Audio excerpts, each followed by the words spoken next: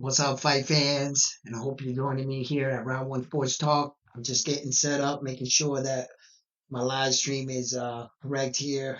Seeing that this is like one of the first times I'm really like live streaming with all the software and everything. That is, here we are. All right, bear with me real quick.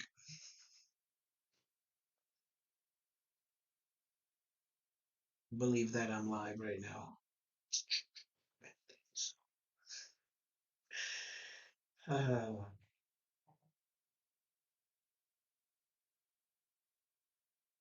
all right.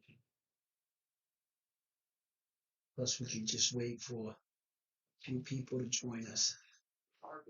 Here we go. Ah, man.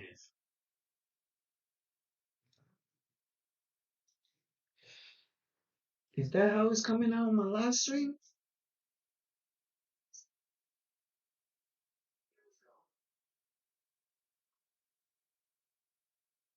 I don't like how it looks.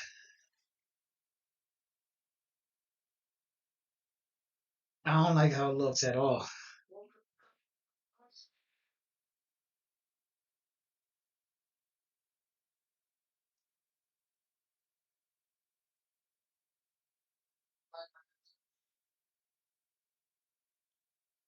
Alright, anyway, let's get into this video. I just wanted to try to like work some of this stuff out right here. I'm using this new software and stuff and the picture quality and everything, getting it into the computer. So please bear with me. I apologize if my picture quality isn't the best right now, or my sound, but I'm getting the hang of all this.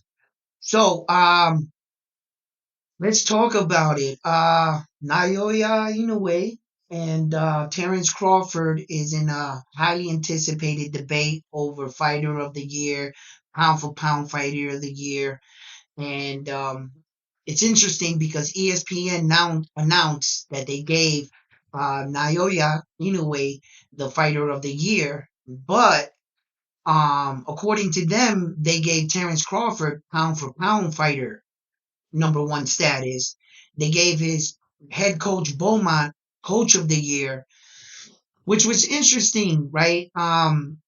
You give the Japanese fighter the award for Fighter of the Year, but you don't give his coach the award for Trainer of the Year. So you got the Fighter of the Year, but you don't got the Coach of the Year.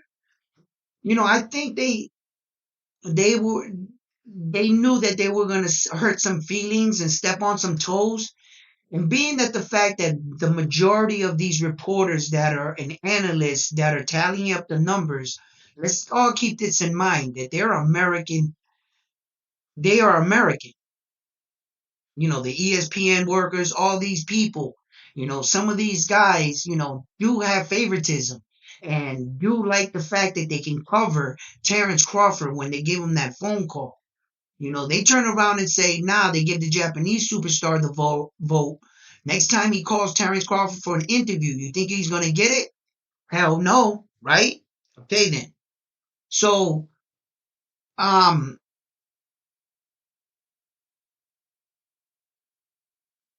yeah, it looks good.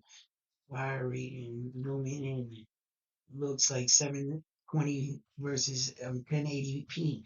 Nah, I had the program for 1920 over 1020. That's what I put it up for, right? But what happened was, I think I know where my mistake lies. I've been working on this for a couple days now, right? So what happened was, I took and finally figured out how to log into the software under my old laptop. I've been working on it since then, right? So when it popped up, it gave me the code and everything for whatever I had set up. So I did that much work, so I wasn't willing to let that go. So I was like, all right, let me use this. So now I'm starting to realize that whatever I had it set for then is why it's looking the way it's looking on the screen now. Because my laptop and my camera can support anything and 1080 and beyond, bro. I got a nice laptop. I got an Omen Transcend. I got the i7. Yo, it's fully equipped, so I know it's able to capture the picture. It's on my half, and I gotta learn how to um bring all this editing thing together, man. So yeah, it's gonna look like this for today. But the picture, as long as you can hear me and you can vaguely see me, we're gonna get our message across. All right? How about that? So so they give Terrence Crawford, according, because I had looked it up, and in some websites they do have the Japanese superstar as number one pound for pound as well. But it doesn't seem like, I guess the major one did give the award to Terrence Crawford. So technically, Terrence Crawford is still the number one pound for pound fighter in the world.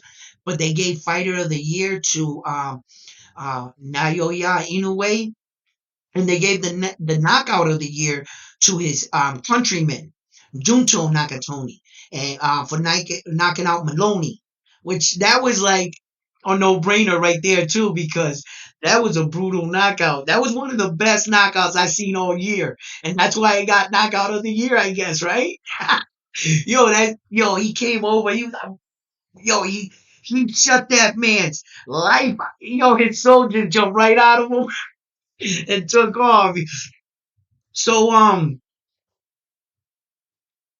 yeah, just letting you know, bro. Yes, much respect, brother. Thank you, and I take that with all due respect when you let me know how my picture and everything, because I see that, this it's like being out with your man and shit, right?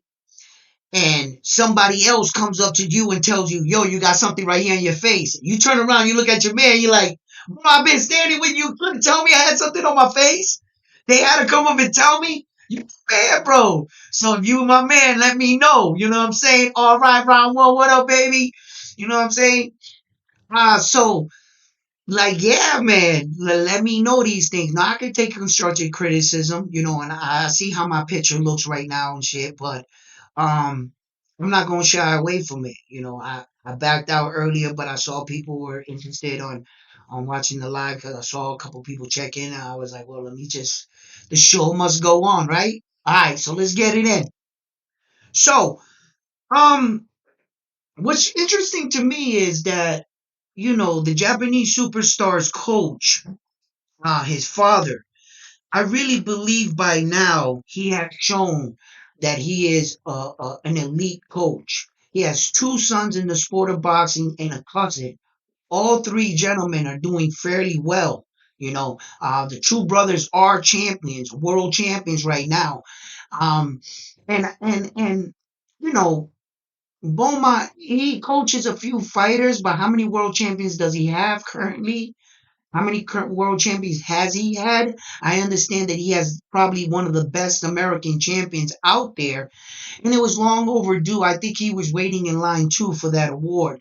It kind of coincides with the Japanese superstar's father, you know. But I really do think Shingo has deserved it. I think he's deserving of the award with the fighters that he has.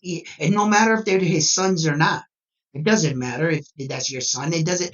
You're coaching your son. That going to make your son a better fighter? No, no, it's not. You're coaching a human being. You should get credit for that. He has two world champions right now, and one of them is like an ultimate world champion. He has the same credentials as Terrence Crawford.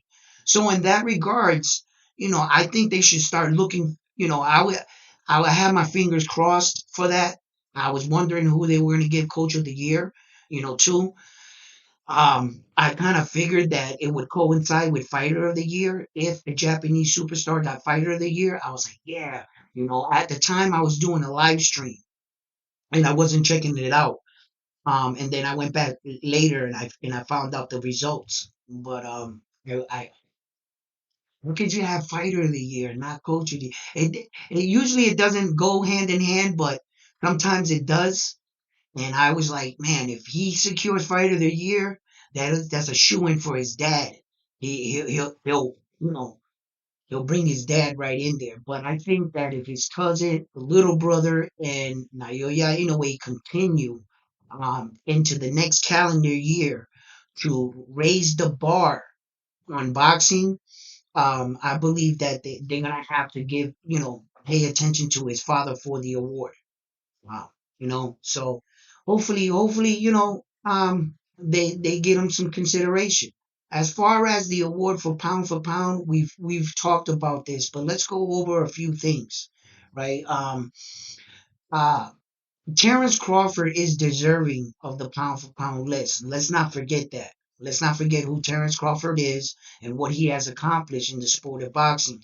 He was the first man to successfully unify all four belts in two separate weight divisions. His accomplishment will not go under the radar. And I'm not just going to talk over it like it wasn't something big, because in the moment in time, it was big, but it was also being shadowed by another man being so close to do the exact same thing, which was the Japanese superstar. And that kind of took a little air out of his accomplishment, because being the fact that the another man was so close to doing it, it didn't make it look like it was so rare, because it was like, wow, it's so rare. But if it is, then why is this guy like right there to do it too? Right? Or another guy, because it was kind of like there were four, I think three guys really potentially that had the potential of doing it at the time. Let's all keep it in mind that just before Terrence Crawford was given the opportunity, right? Uh, um, Jamel Charlo had signed the fight for Saul Canelo Alvarez. Then the Japanese superstar fights. He wins two belts, right? Uh, and then all he needs is two more pieces of the puzzle. So you basically had three men almost talked about in the same span, and it kind of took out the the magnitude of what Terrence Crawford achieved on that night, because the Japanese superstar fought first in July, then Terrence Crawford fought at the end of July, then he unified all four belts. You see, now Jamel Charlo came in conversation. Could he pull it off against Saul Canelo Alvarez and at that time become the second, because he would have beaten the Japanese superstar to second place? The Japanese superstar would have been third. And since so many men in a tight window, it didn't seem so spectacular to some people, I can imagine. But make no mistake, what Terrence Crawford did was really, really unique. And it took a lot of outside forces to make something like this occur. See, it's not just up to the boxer's skill. Had it been just for that, I think Terrence Crawford would have did this a long time ago. There's a lot of moving parts that you need to coincide in order for you to achieve your dream. You see?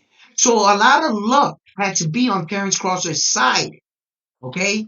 Now, Top Rank and Bob Arum, that's just a business. They are all about money.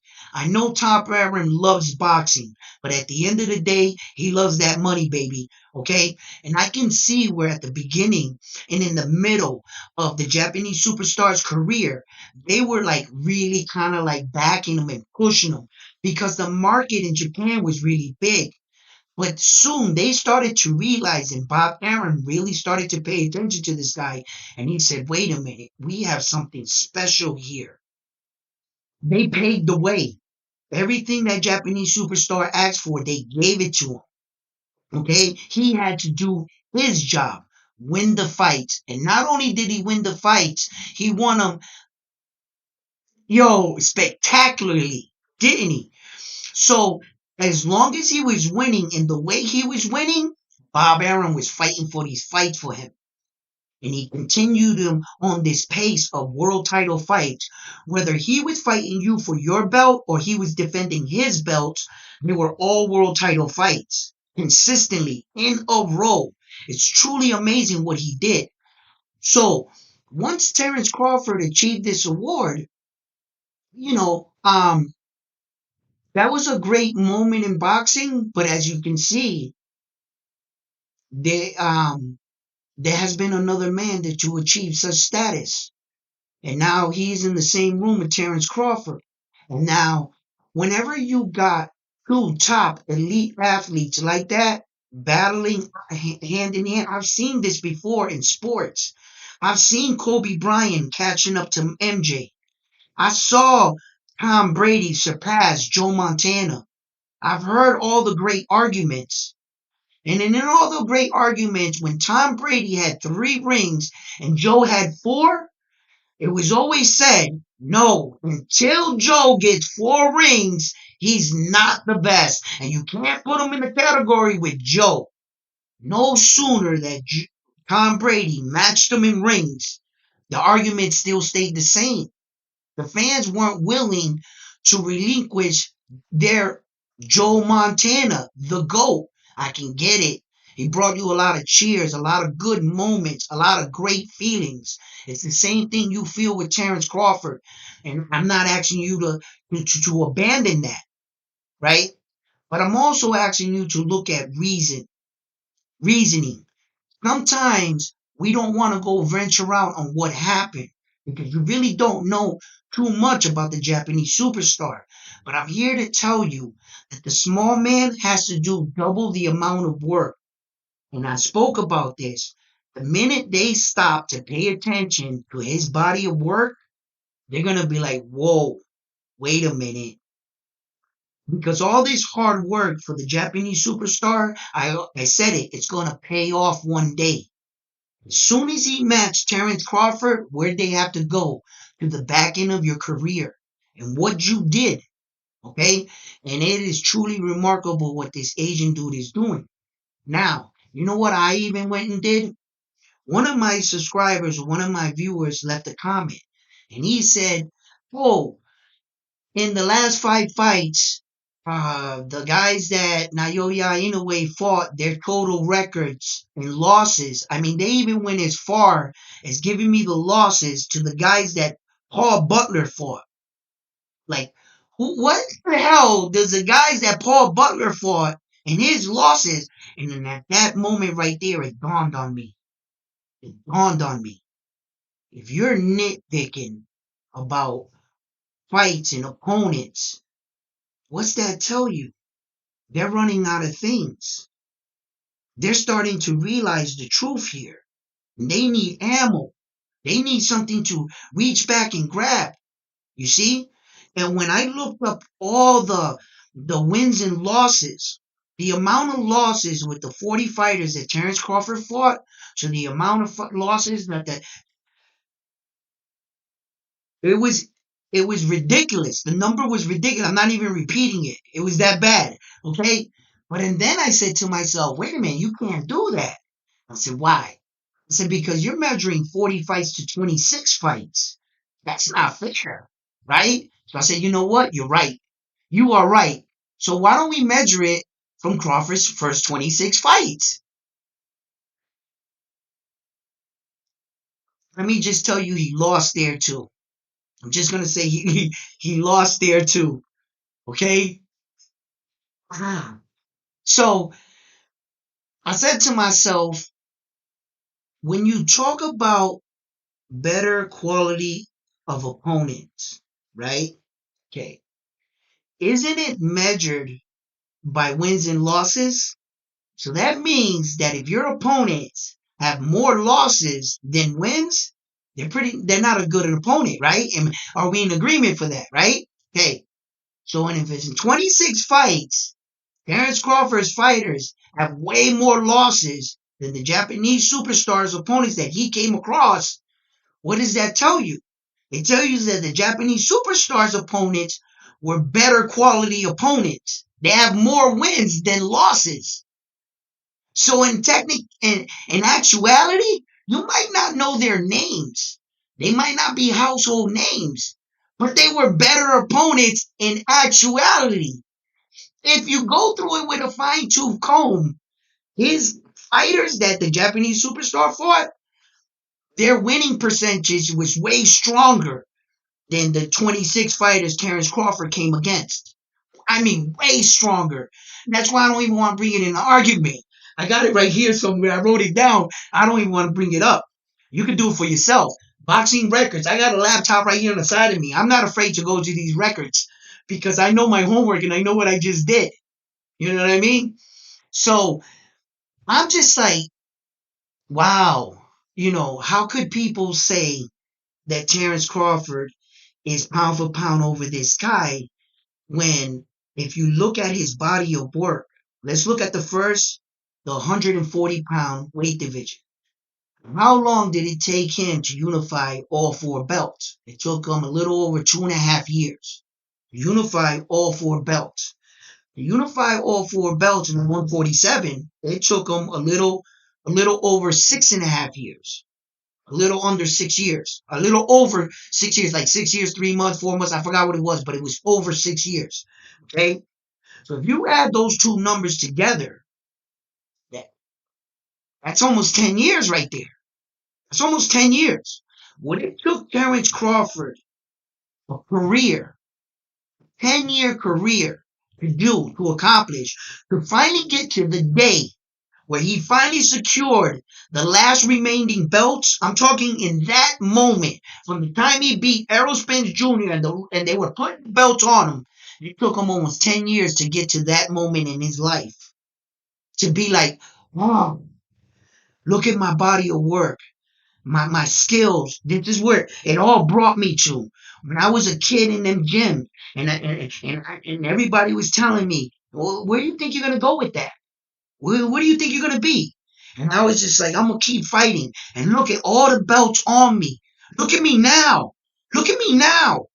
For him to get to that moment, it took him almost 10 years. For the Japanese superstar to get to that exact moment in his career, it took him 1 year and a little and a half. It's,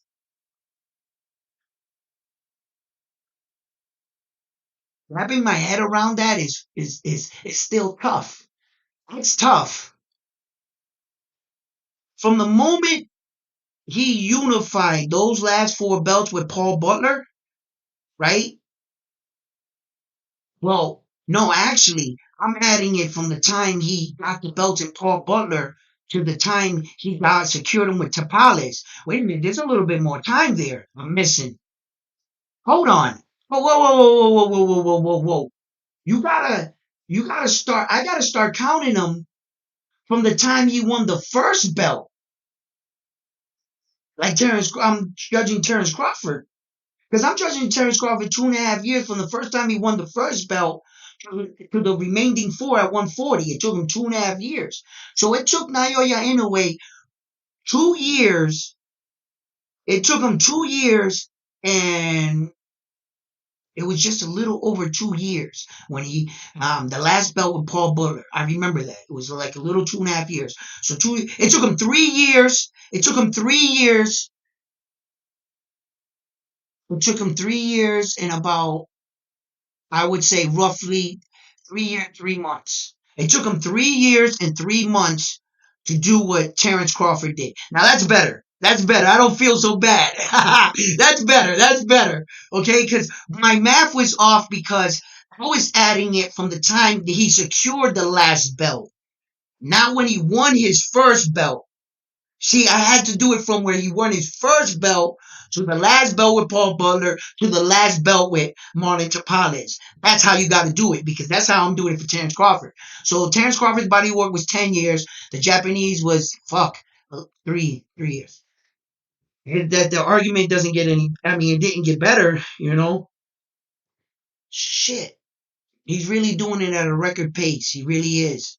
Be honest and unbiased. Round one sports talk. The best. It will be super sir. It would be the Super Series first belt, I believe. That's when you start counting it. Didn't he come into the Super Series with a belt? That's what I'm saying. I think he had the WBA because he beat it from McDonald, Jamie McDonald, the European champion. Remember when he beat him? So that's what I'm saying. Yo, what the hell is this? I don't know. I don't know what I just did now. And I moved some red thing across my screen. If I lost you guys, I don't know what the hell I just did. But yeah, see, he beat Jamie McDonald for that belt when he went out to Jamie McDonald's hometown and he beat him. When he came into the World Series of Boxing, he already had a WBA. He beat the Jamie McDonald for the WBA, if I'm correct. So I got to start counting from that day. So when he won, I think I might have it written down here. I just might. There's a lot of shit I have fucking written down. Let's see here. Watch your language, Edwin. No need for that. Okay. Let's see here. Um, I should have been more prepared right now to answer a question like that. I don't like that. I should know my shit. All right, let's see here. All right, so he won his first title. What year was it? Yeah, I got all that down. Yeah, I didn't mark the year. Jamie McDonald came into that fight 29-2-1 for the 118. He won the first fight against Payano was the second belt that he won, and then he won.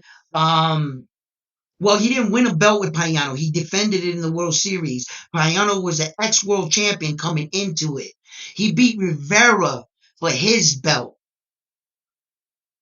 there, and then he walked away with the belt. And then later on, Donito Donaire beat the guy that beat Naoya Little Brother's kid brother for the WBC. He was an undefeated fighter that Donito Donaire later went on and beat that champion, which brings to mind that one of you guys said that Terrence Crawford fought 7 undefeated fighters. Well, then my man helped me out with this, and thank you for giving me this information. Not one of the 7 undefeated fighters he beat ever went on to becoming a world champion. There has been multiple, 4 guys, in fact, 4 guys that the Japanese superstar beat later went on to become world champions. They still had enough skill to go on and become world champion. When he beat Donito Donaire in that first fight, Donito Donaire went out and got the WBC, didn't he?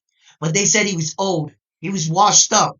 But yet, he's beating an undefeated young champion in his early 20s, knocking him out to get the WBC, to get in position to get another crack at the Japanese superstar. But yet, he was old, washed up.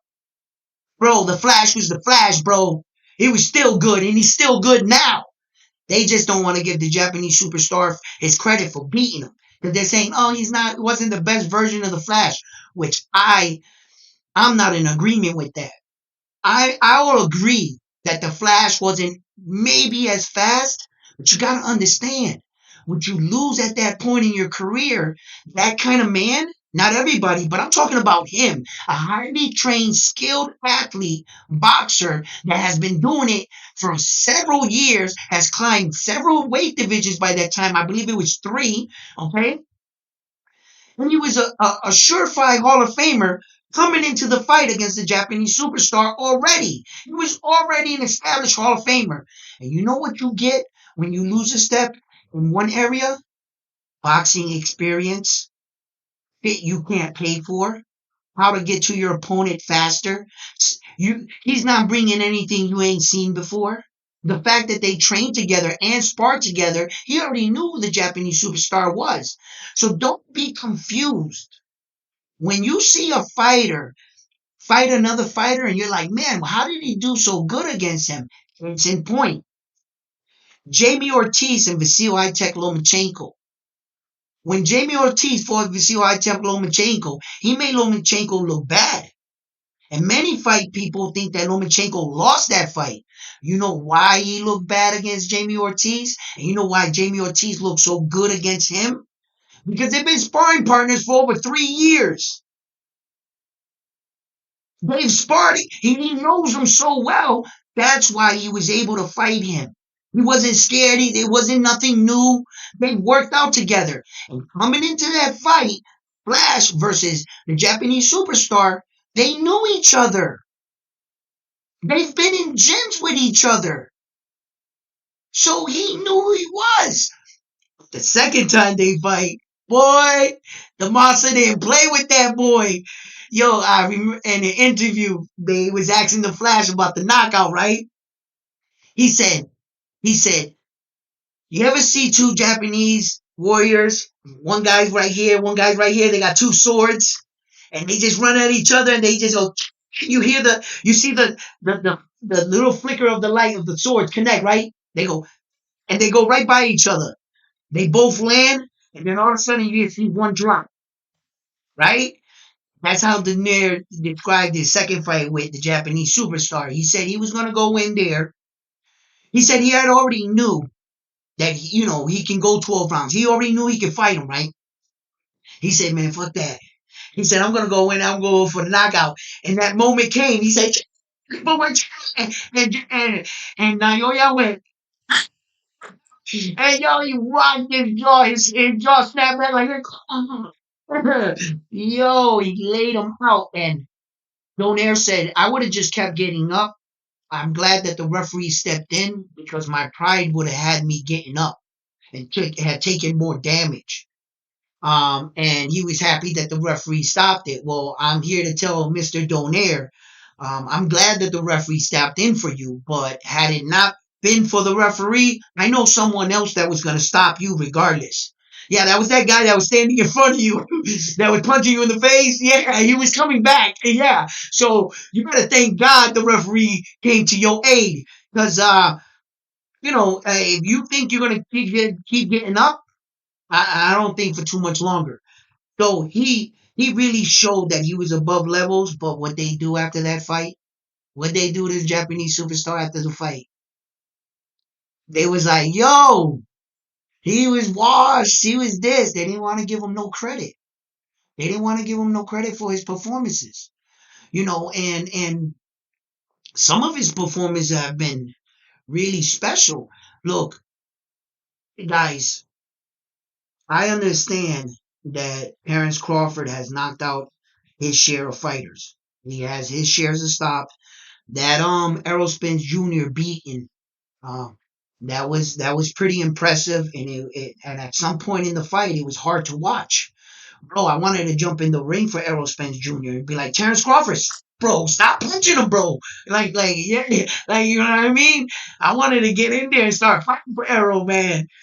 And it was hard to watch at some time at one point in the fight, right? But that knockout that Naoya Inoue did in Madison Square Garden against Jason Maloney, the way he set that up was a real thing of beauty. It was it was shocking. It was electrifying. I jumped out of my seat. I remember when I saw it live for the first time. I couldn't believe it. I couldn't believe it. Those are kind of shots and punches I fantasize catching an opponent with. That's some slick shit where you fantasize in your head and you walk off like, yeah, I just did that. Like, you know what I'm saying? Like, he did it. He did it in real life. Like, I was like, no, no. I couldn't believe it. When he hit him, his leg twisted back, his body just flopped out, and his jaw just snapped off his chest. It was just like, right? It was just crazy to watch. I couldn't believe it. And at the time, leading into the knockout, I can remember the round was coming to a close. Maloney was backing up, and the Japanese superstar was going in. I mean, I remember it. I was going to put my drink down. I looked up like this, and I was like, okay, they're going to go to the next round. And then, boom, I was like, holy and it just took me out of my seat. I was just like, and I can't remember, if I ever saw a Terrence Crawford fight where I was like that shocked. I was amazed. I was amazed, yes. And I was impressed. I always remember clapping loudly. Yeah, Terrence. Yeah, baby, get him. You know. But I don't think I jumped out of my seat the way I did when I saw that knockout. When I saw the Payano knockout. When I saw him, man, there's just so many of them. The other knockout I saw with him that was really, it was pretty slick, right? It was, I think, his second fight, his second professional fight, right? I went back and I watched it. He fought against that Thai nationalist guy. He was like a little stocky dude, and you can tell he got frustrated early with the Japanese superstar because he was only 19 years old. And this guy was a grown ass man, right? And he was like, I'm gonna show this kid what's up. Oh, you think you're gonna hit me with a shot like that? When he bulldozed it in with that shot like that, the poise, the timing, the confidence in that little young man, 19-year-old kid, and him just to stand in the pocket and watch this full grown man like basically charging. And he just stood there like this. Man, he was just like, and that dude went down. He didn't know he was. Yo, he was in a different area code. He was out of it. He was out of it, man. And that impressed me about him even back home. So his technique, his power, his form, everything truly impresses me all the time. Let me catch up with you guys on these some of these messages because I done did this before and I done left some good comments on the board and I went back and watched my live stream. I was like, this I should, you know what I mean? So let me catch up to y'all.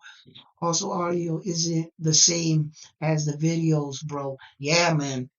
Nothing's working for me right now in this live stream. I wish I would have never did it this way. I should have just went to the YouTube live and recorded like I always did. But I try to do this OBS shit and put the little the pop-ups and shit. So I'm streaming off the OBS. That's why it looks like this. Right? Because I'm trying to get fancy with it. You know what I'm saying? I'm trying to be like the rat. You know, at least give you guys credit. So like when you support the channel, be a member or anything, it will pop up and say your name because some of y'all got some crazy names. I don't want to be messing them up. And I'll be messing up names anyway. You guys know me by now, right? So I'm trying to do this shit like for you guys, to give you guys a better thing. And look, all my hard work these last 2 days, this, man, sometimes it gets discouraging streaming and shit, but I ain't gonna let that get me. I'll take this right now. Okay, my audio ain't as good and shit. But thank you for letting me know. I'm gonna get through this. I'm gonna get through it. I'm gonna get through it. I'm gonna get through it. I'm gonna figure this all out. And if I can't, I'm gonna go back to live streaming on YouTube. But yeah, I'm gonna get it. I'm gonna get it working. I'm gonna get it working. So what up? Ah, shit. Let's talk about this. Crawford. Yeah, yeah, yeah. The best honest. Okay, yeah, yeah, yeah.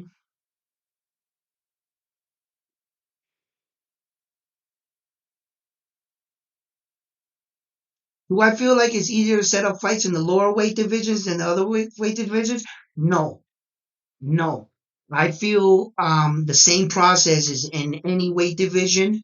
It's this is it's easy to set up fights when you're just coming up and you don't have no titles to talk about. It's usually a yes. You're usually on somebody's undercard and they're trying to fill up their event. So it's not hard to fix fights in the beginning of your career. What ends up happening when you become a sort of a big thing or a superstar, right? What happens then is there's too many factors, too many players. Once they schedule your fight, you got to notify people to fly in, to book hotels, websites, gambling sites. There's a lot of things that have to go. Flyers. You got to set up the venue. You got to rent this place. There is a lot that goes into setting up a fight. And that's why the fights take longer and they're harder because now there's a lot of people want in. There's going to be some superstars that are flying in from half across the world, and you better have your shit together. You better have the fight. not cancel. So you gotta make sure that these guys are gonna make way. You know, it's not like the UFC, right? Usually, boxing has one main event and then a couple of bullshit, and all we're doing is waiting for that one main event. You know, so that's why it's in boxing. It's hard sometimes because they got to make sure these two guys can make the ring walk. There's a lot of money thrown out there, and once you schedule these places, um, Madison Square Garden doesn't give you back your money. It costs $100,000 to turn on the lights in Madison Square Garden. That's where all the legends fight. All these guys, legends, you know. So, um, it depends where you're gonna fight, where you're gonna host the event, and what kind of name you are, and that's why those fights are harder to schedule on any level, in any division. You can be a lower guy like Manny Pacquiao was, but if you had the buzz like Manny Pacquiao, and those fights were harder to make. You see, and then there's a lot of ins and outs into boxing, of course, because you can have the date and time, the venue. You can have the location. You can have be in an agreement with the TV networks, right? And the pay-per-view. And then the last part, the guy doesn't want to fight. The guy, your opponent, he doesn't want to fight your guy. He's just like, it's too risky. I could take a chance that I might lose. I'd rather take an easier road. I'm going to go this way and remain champion. Because that's what I'm going to choose to do. And he's not my mandatory. He's just another superstar. I don't have to fight him.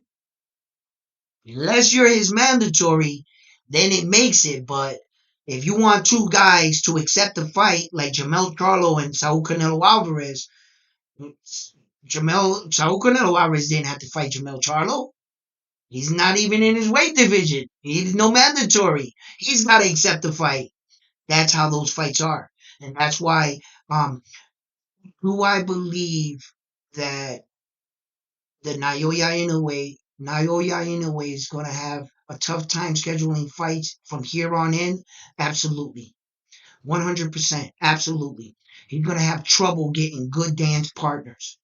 And then the thing is with this, the other day I was sitting back and I was thinking about this and I spoke about this and I said that if Tank Davis at 5'5" is fighting at 140 pounds at 5'5", the Japanese superstar is 5'5". Why would he have any trouble? Why would he be too small?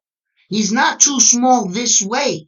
At 126, you're looking at these guys like they're so big, right? Okay, because case in point, the 126-pound champion, the WBO, Ramirez, that lost, Rosie, that lost, he was winning that fight. He dropped Trudeau several times in the fight, but did you see how long and tall that guy is? Do you see how big he is for 126? And that's where people look at men like that and go, wait a minute, they might be too big for the Japanese superstar. Really? They might be too big for him? Is that same guy that beat Ramirez? Is that same guy at 126 that pulled the upset? Matter of fact, he got the upset of the year award, right? That guy that pulled that upset, is he too big to fight Tank Davis? I'll wait. Tell me if that guy is too big to fight Tank Davis. He's fighting at 126. Tank Davis is fighting at 135.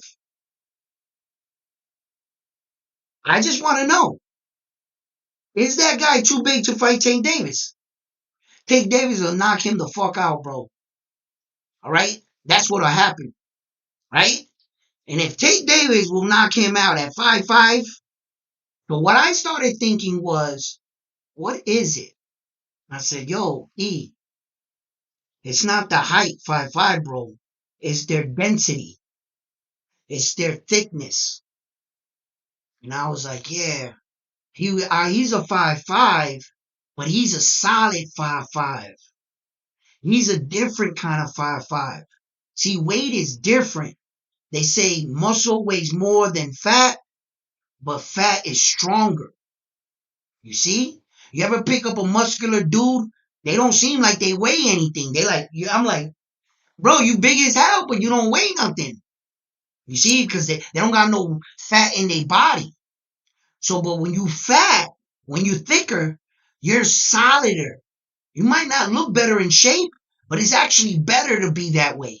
You don't, as a boxer, you don't want a muscular body anyway. You don't want bulging biceps. That's not going to win you the fight. What are you going to curl me? What are you going to bench me? That's not going to win you the fight. You better have some hands, right? So you see the guy like Tyson Fury, right? You see him. He's like, see, go out there, lay him out, right?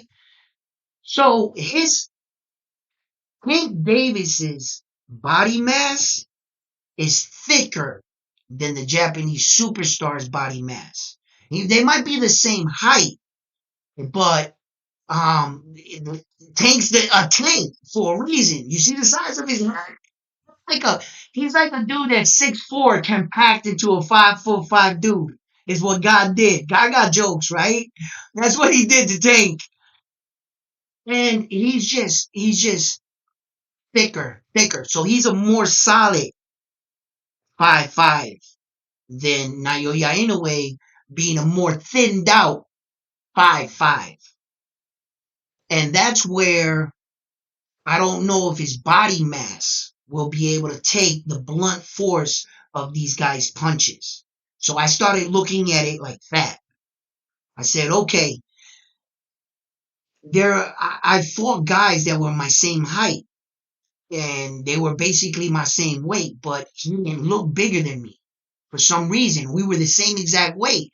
I'm looking at him, I'm like, bro, you look skinny as fuck, bro. Because I'm a wide shouldered dude. I got a big chest. Like, you know what I mean? So, like, I'm looking at the dude, like, and we weigh the same. I'm like, bro, you're like mad smaller than me. So I realized that early in life that all body mass is not the same. I just had to remember it. And then now it comes into play here.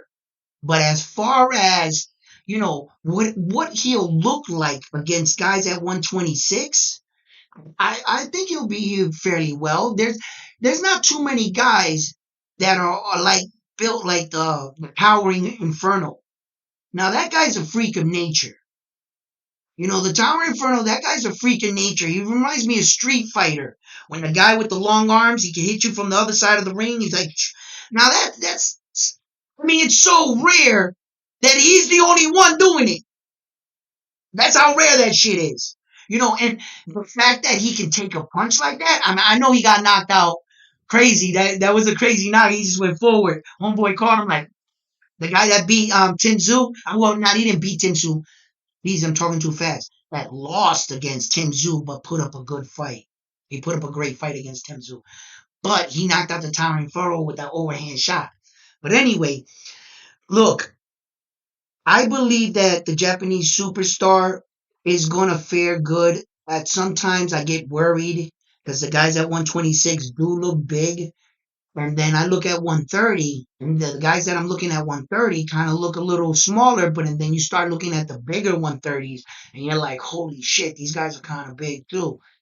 But until I see the Japanese superstars stand next to them, that's when I'll really get to know. I'll look at their height, I'll look at their faces, I'll look at their density, how they look like on stage, and like that. And then if you can automatically tell a weight bully, like Devin Haney, when Devin Haney cuts weight and he's at the weigh-in, his cheekbones sink in like he don't even look like the same man. He didn't look like the same Devin Haney fucking 9 days ago in Las Vegas on the interview, doing an interview. He had the glasses, the gold chains, the grilled teeth. He was chilling up there with the curly yellow hair. Yeah. He was talking. Yo, on weigh-in, bro, he looked like a crackhead. He was like this. Yo, they look hurt, don't they? He's like, right? And you can tell. You can tell that he's cutting a massive amount of weight. I believe Real talk, Devin Haney is cutting anywhere between 20 pounds and up in order to make that weight that he was making at 135. He was cutting a lot of weight. You know, when he came into that fight with Regis Prograis, he looked a little bit more fuller, but you can tell that his body from so many years from stunting himself and stopping himself and lowering that weight, that it's tricky to put that weight on and stay like good. That's pretty tricky. You can lose the weight and bring it on, lose and bring it on like that. It can't be good for your liver, your kidneys. That can't be good for your body structure.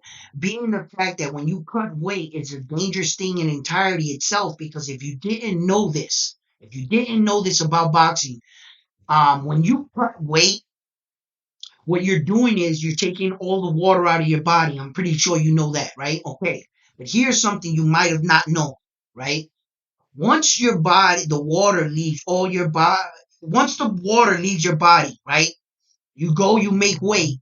You make the weight 135, bah, bah, bah. You always see the guy pass the guy a bottle. He starts to dehydrate right there because they starving, right? Bam, he starts dry. Here's the problem when they used to do the weigh-ins the day before the fight. This is what happens. Your brain is the first organ in your body to release its water. It's the first organ in your body to lose all its water when you're cutting weight. And it's the last organ in your body to fill up all the water. So once you start hydrating back, your body shoots all the water to your kidney, to the rest of your body first. And the last organ to get water to be properly hydrated is your brain. Okay, why does that play a factor? How do you get knocked out? The way you get knocked out is if you're dehydrated and there's no water in your brain, the gap between your skull and your brain, you know that it's wider. It'd be because you're dehydrated. So it's not full. It's like it's supposed to be like this. It gets like this. That's how it gets when you're dehydrated. So the night before the fight, if you don't know how to dehydrate well, you're gonna come into that fight dehydrated, and the chances of you getting knocked out are greater, way greater.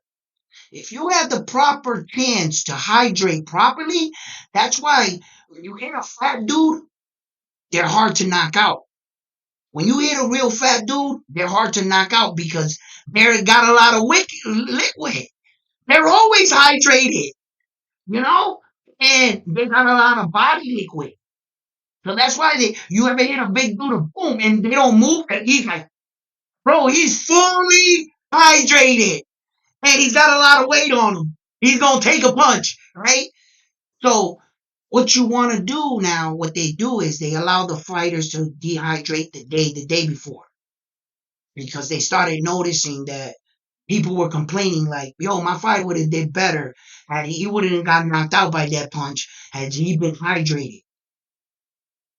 So they started allowing the athletes to cut weight the day before, the actual day. It's actually almost like 2 days now, and then they get in the ring much hydrated. When Errol Spence Jr. got in that ring with Terrence Crawford, he didn't look hydrated to me. He didn't look like um he looked way too, it looked like the weight cut took way too much out of him. Like his body didn't even respond the next day. You know how when they look like this the day, and then the next day their face looks more fuller, and you're like, wow, he looks kind of different. He looks different hydrated, right? Errol Spence Jr. to me, is it not me? He looked the same when he weighed in on the night of the fight. He was still like this. He got in the ring looking like that. I was like, man,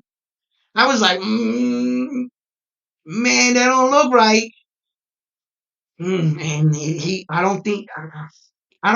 I personally think a more plenished Errol Spence Jr., he would have been able to take Terrence Crawford's punches a little bit better. Now, would the result have been different? I'm not sure. Just because he would have took his punches a little bit better, that just means he would have been in the ring a lot longer, taking a lot longer ass whooping. It would have just been a longer ass whooping.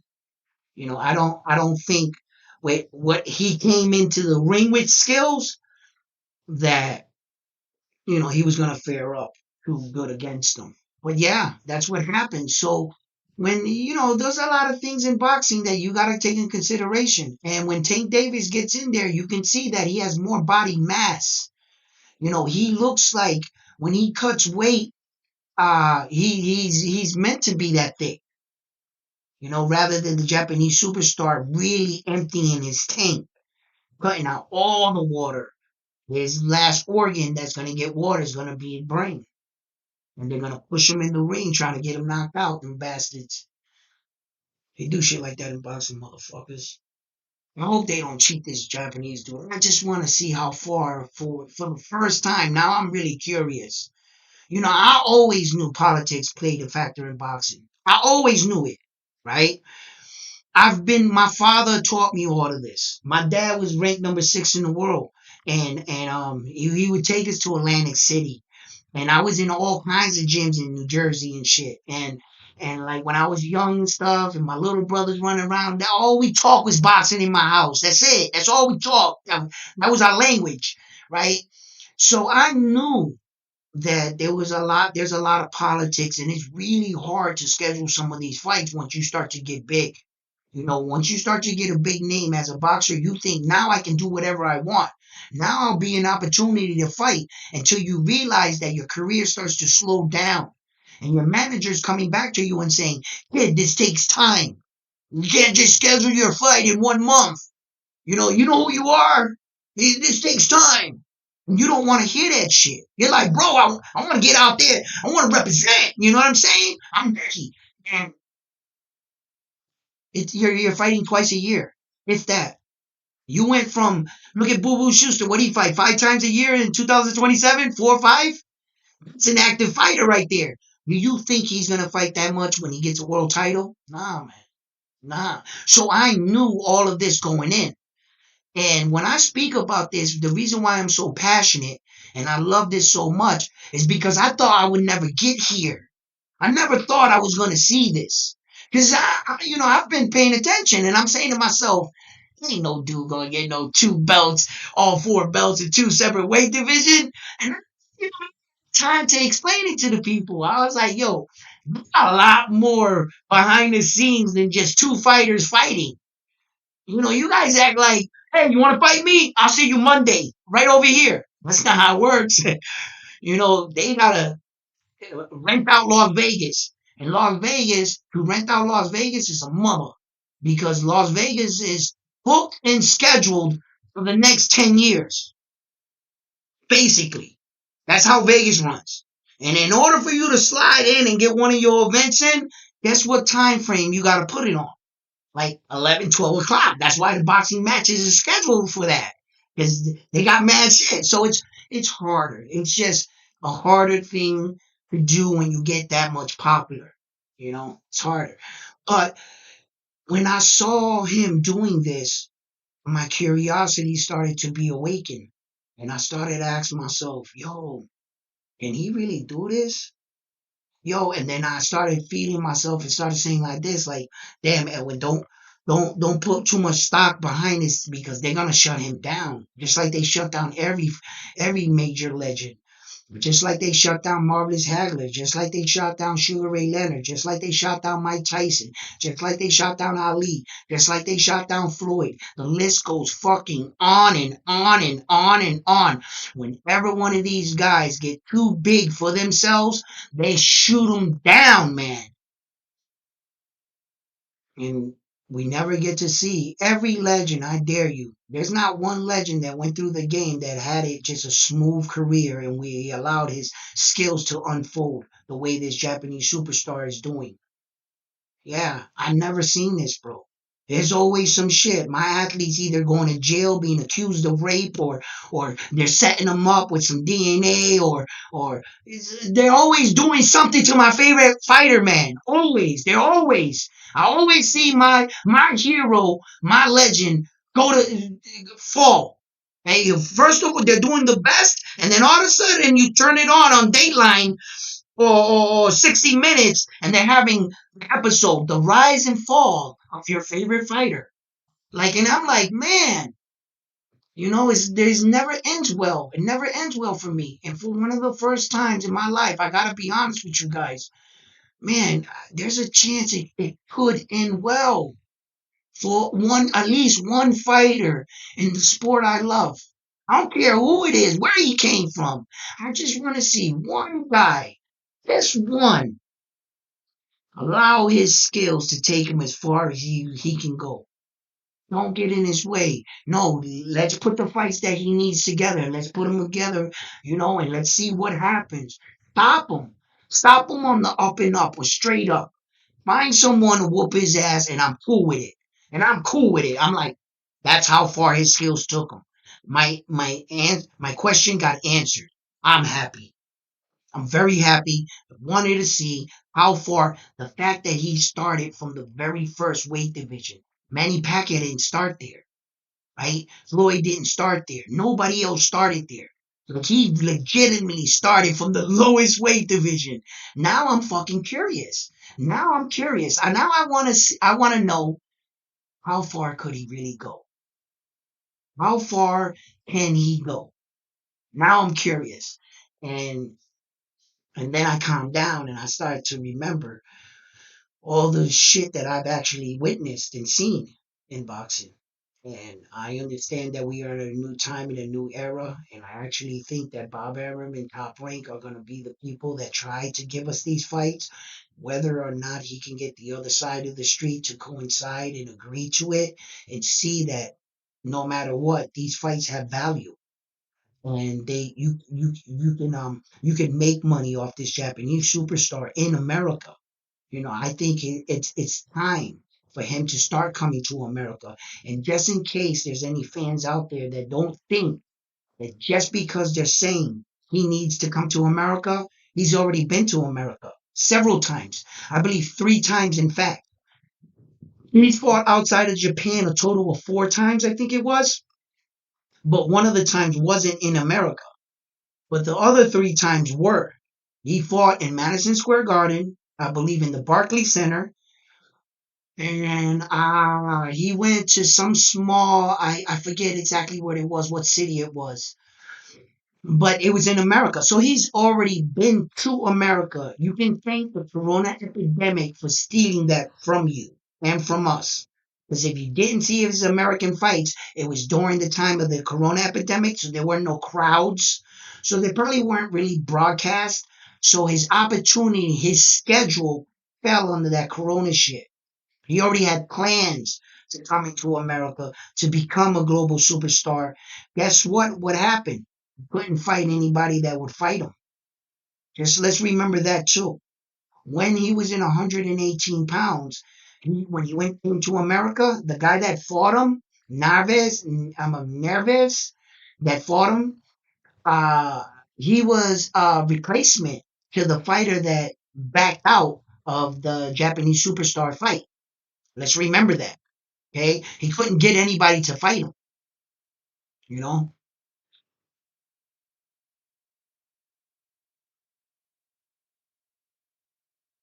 I've loved boxing all my life and went into dark times. Now in Japan, Monster has brought me into the light.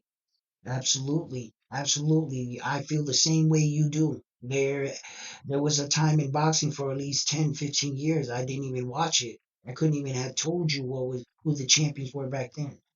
I come from a time of boxing that I was spoiled. I watched the Felix Trinidad's, the Oscar De La Hoyas, the Mayweathers. Felix Trinidad was my dude, man. And there were a lot of great fighters that Victor Camacho, God rest his soul, man. He did a lot for Puerto Rico, and he was a legend. God rest his soul. And then after that, it was just a real bad time in boxing where that you can see that the level of skill dropped dramatically. And these guys are saying, "Oh, look at these guys! They're fighting the shit." And us, I started feeling kind of old then, a little older, because I was saying to myself, "Man, you guys don't know fighting, man. Because if you think that that's boxing, bro, yeah, And I was just like, and they're like, oh, this guy is great. And all of a sudden, Jake Paul's is like a real boxer. And I was just scratching my head, man. And I'm just sitting there, just scratching my head, like, are you guys serious right now? You know? And then you got Conor fighting Mayweather, and boxing was becoming a spectacle. And then there was another part of me that said, you know what? If they bring eyes and that spectacle brings eyes to the sport, well, then let's use this. Now that the eyes are here and now that the fans are starting to come back, let's give them something to come back. And the year 2023 exploded. I'm going to go back, I think today or tomorrow, and that was one of my projects that I want to take a look back into the year 2023 and take a look at all the fights and some of the fights we're forgetting about. You know, because there were some good fights. I remember when Canelo Alvarez fought Caleb Plant, you know, and I remember when David Benavidez fought Caleb Plant, you know. There was some big fights. Teofimo Lopez fought Josh Taylor. You know, Teofimo Lopez impressed me with that one. You know, there were some big, good fights. We saw Tank Davis twice. Hector Garcia went blind in the ring against Tank Davis. He says, I can't see. I can't see out of my eye. Yo, he made that man go blind, man, you know. And then we had some real good up and comers. Duran Bruce Ennis took care of business. You know, Boo Boo Schuster, man, I just can't wait for this kid to catch on. And we have a lot of stars like Keyshawn Davis and everybody else coming up, but 2023 has definitely been a great year in boxing. And that's what kind of brought me back to boxing. A little bit before 2023, it was fighters like the Japanese superstar, to be honest with you. If I really want to think about it, I was watching some fights, just, you know, watching, getting back into it a little bit. I forget what was the boxers that had the buzz back then, but on accident, I came across the Japanese superstar. And right away, from the first time I saw him box, I knew he was special. From the very first time I saw that little Japanese dude fight, I said, "Wow, that's impressive." Um, although you know my my boxing mind is tough. I'm tough, right? When it comes to giving credit to fighters, I'm a little tough, right? And I saw him the first time, and I didn't want to give him that much credit. I was like, you know what? Maybe he did some things in there by accident. Maybe he did some things in there that I thought with his footwork and his hands and his placement. Maybe it was just he was throwing the punch then. Then you watch another fight and you watch another one and you start to see a pattern. You see that these are not lucky punches. It's not a coincidence that his feet were there. It wasn't a coincidence. You start to realize he understands what's going on. He knows exactly what he's doing. He knows when to put punches in front of your face as a decoy because those weren't the shots he was looking for. And he'll go downstairs. He got you to raise the guard. He does a lot of really good, subtle movement things with his feet, too, where he keeps the ball of his heel up. You see, sometimes what you want to do is you want to keep the back of your heel down when you slide back, right? But in order to get that extra spring in your step, you got to pick up the back of your heel so that the back of your heel is up. So they give you that darting ability where that you can move quicker. That way, if the back of your foot is touching the ground, you're not going to get that spring. It's going to be like you're lunging to run rather than like moving like when you're playing basketball. That you're like, you know, you're using the balls of your feet. And when he was doing that in the early stage of his careers, I thought that was an accident. I was like, he doesn't understand that. That takes years for a boxer to understand that. I was like, how old is he? I was like 19, 20 years old. I was like, man, you know how long it would take to teach a guy to do that? He was special, man, and I knew it by the little things that he was doing.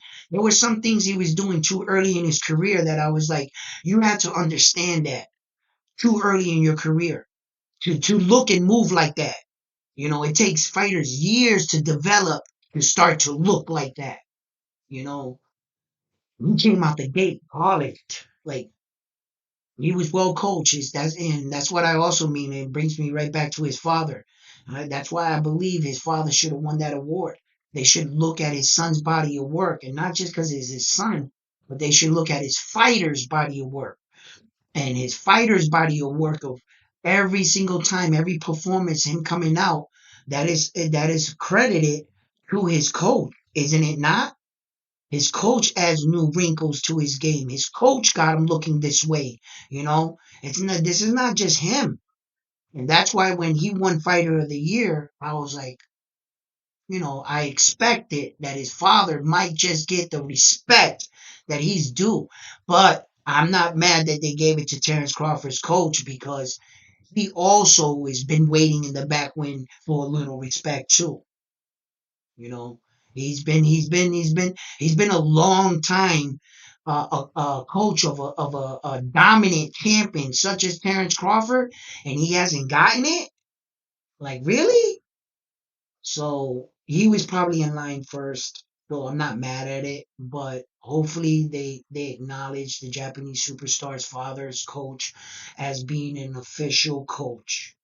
I believe he deserves it with his fighters, and then he doesn't just have one fighter.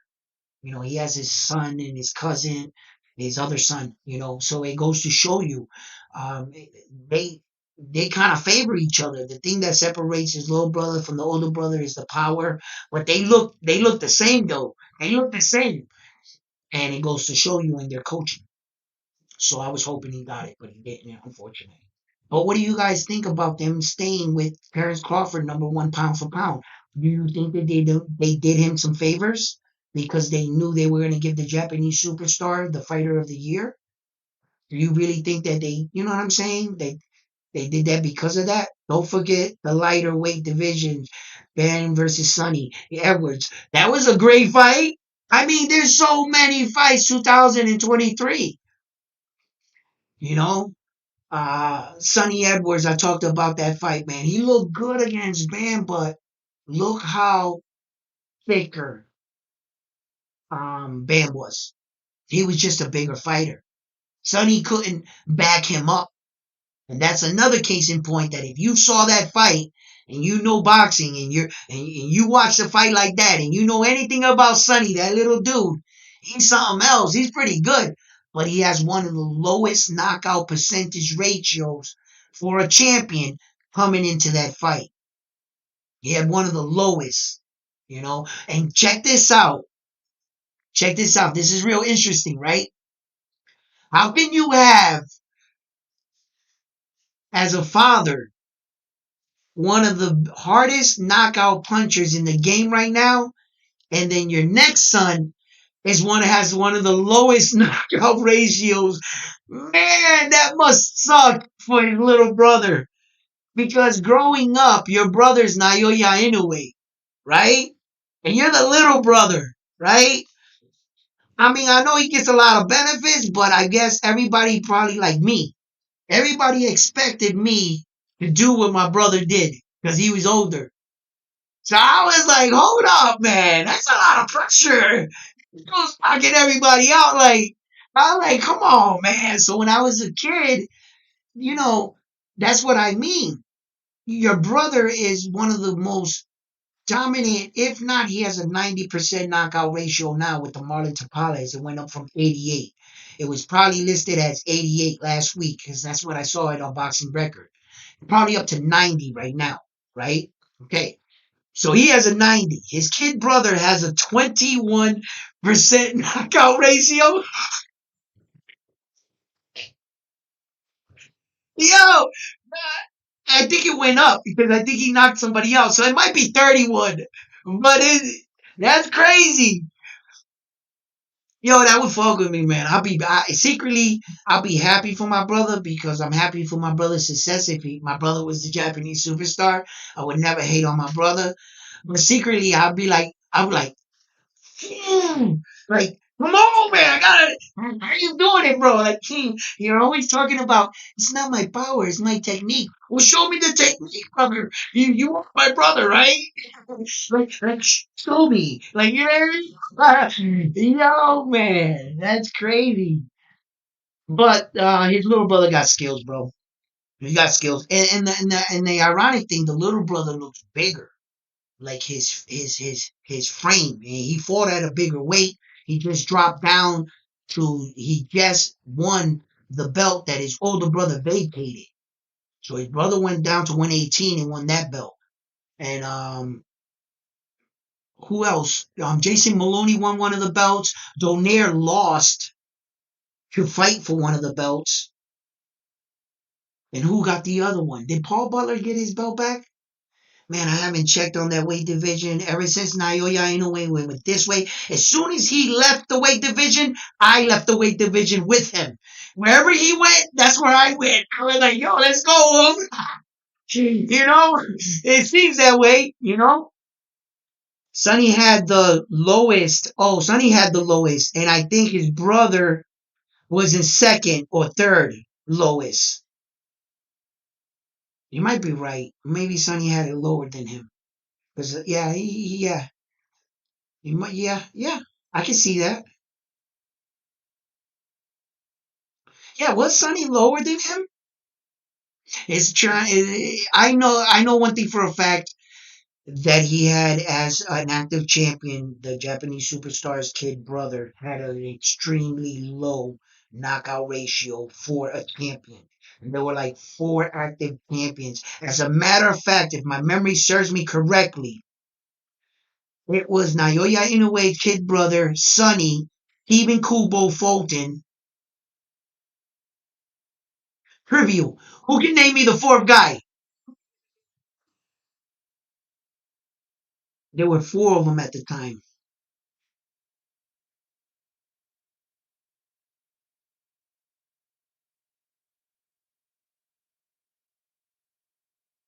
Naoya Inoue is next levels and next, certainly, brothers. Rodriguez. Rodriguez. Which Rodriguez was that? Was it Rodriguez? That Mexican kid? That little thin dude? Or was it the Rodriguez that fought Naoya Inoue? It wasn't that one. Because that Rodriguez had a pretty good knockout ratio, man. So I know it wasn't that one. The one with the eagle on his chest. He had the tattoo that he fought Naoya Inoue in the World Series. Not that one, right? Or is it that one you're talking about? Yeah, because I would have to look that up. I'd be shocked if he had like a real low one. He might have. He might have. I don't know. But I remember, yeah, those were the guys. Anyway, thank you, thank you.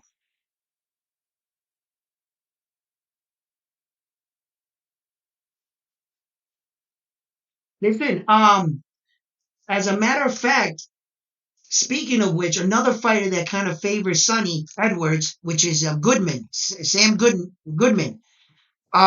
His name is being thrown around again in this Naoya thing. For some reason, I thought, like you guys, I guess, thought that Luis Nares was deal was basically sketched in stone by now, that it was going to be done. I don't know. I didn't want to report this because I just don't know it to be fact just yet. I really need to like double back and check on one of my sources and shit. But I think there was a hiccup. And then all of a sudden, I woke up this morning and I read like one or two articles. I'm going to go back and read it before I start reporting this stuff. But his name was being thrown around. So I was like, okay.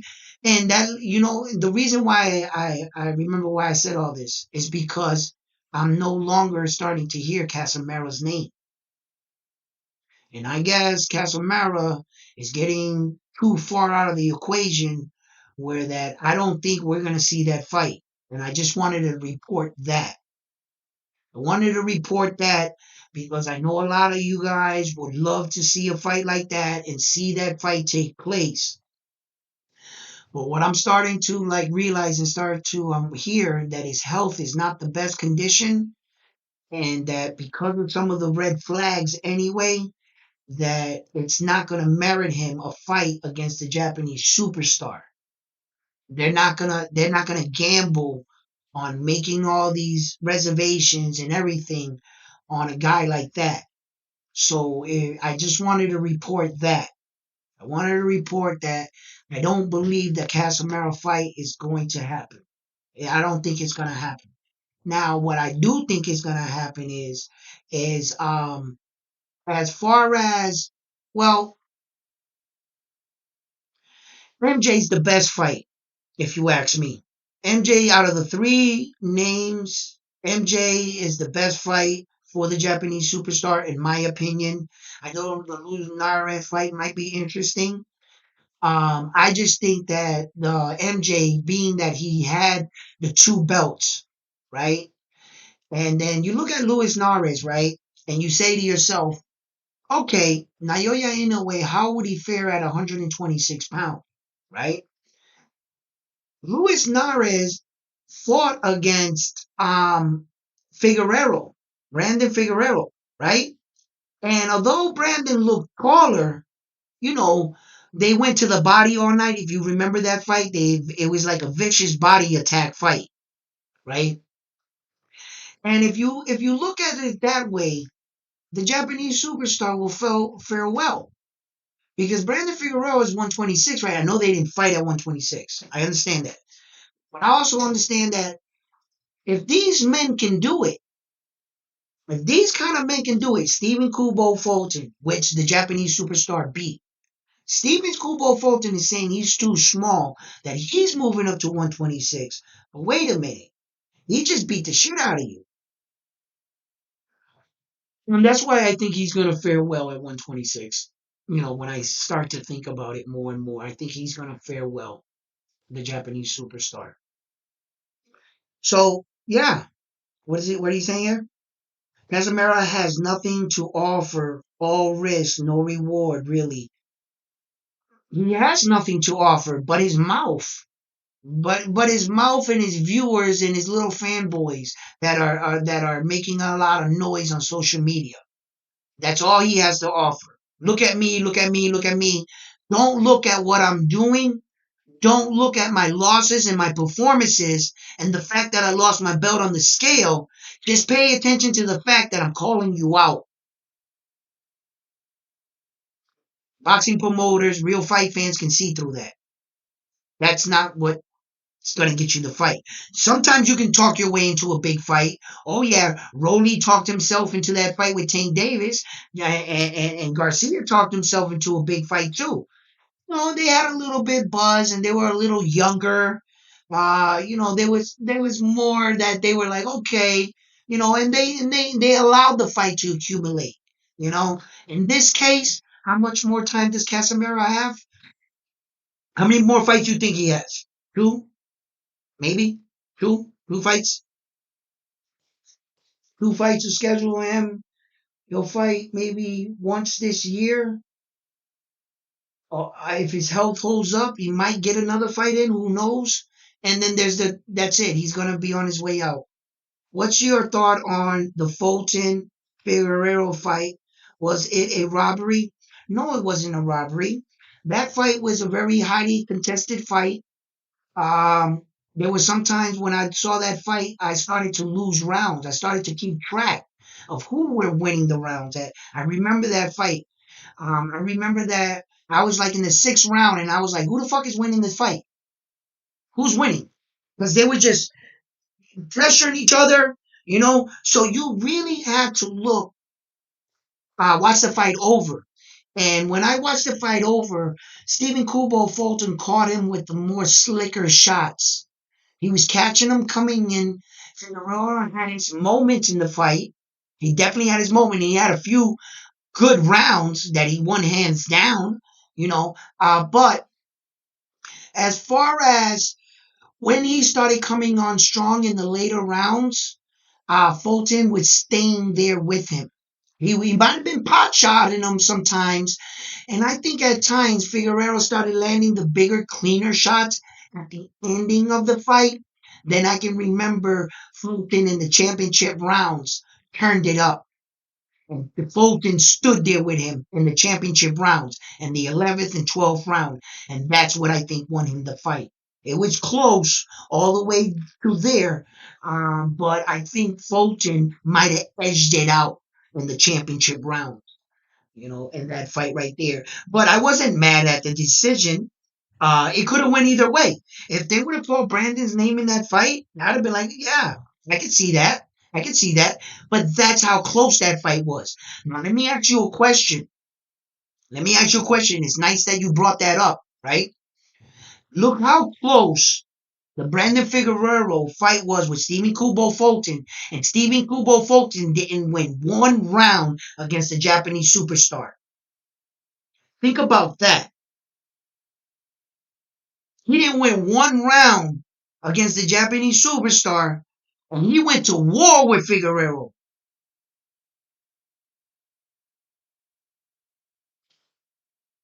Meaning his skills, Stephen Kubo Fulton beat him, Brandon. He was hitting him, he was connecting, he was losing rounds, he was winning rounds. The fight was competitive. So Stephen Kubo Fulton had the speed and the skill to catch up to Brandon's speed and skill. Is what I'm saying. And Stephen Kubo Fulton couldn't catch this Japanese dude. He had his moments, one or two punches in the fight, where he snapped his head back with the jab. He got that good one in that one round, the two P's off the settle movements to the right. Okay. You want me to give you credit for 4 or 5 punches? Bro, you got brutalized. If the Japanese superstar didn't want to stand there and allow Stephen Kubo Fulton to get some of those punches so that he can give him a little bit of courage, so that he can catch him in the exchange, that's what I think he was doing. But Stephen Kubo Fulton didn't go in for the bait. He wanted to, his engine was revved up.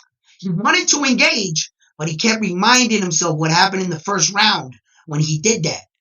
He said in the first round, when he decided to exchange with the Japanese superstar, he went, whoa! That was the last time he was willing to exchange with him. If you don't notice that in the fight, he was in the pocket.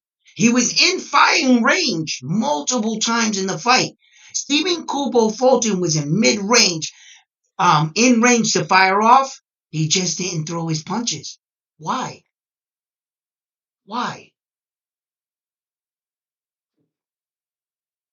I'll tell you why. That Japanese superstar was giving him something to think about. That's what happened. That's exactly what happened. There's no ifs, ands, or buts about it.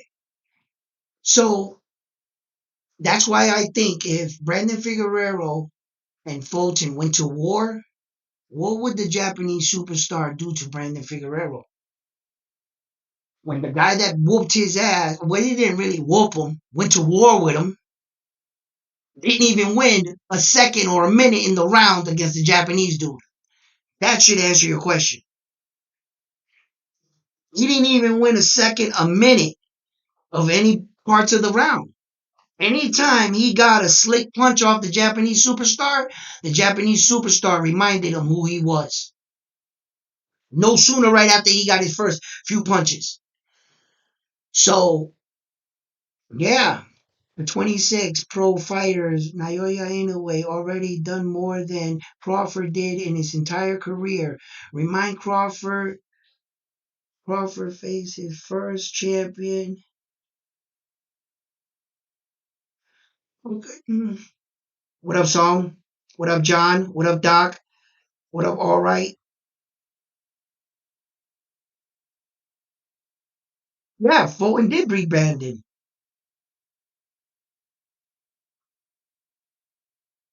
He didn't.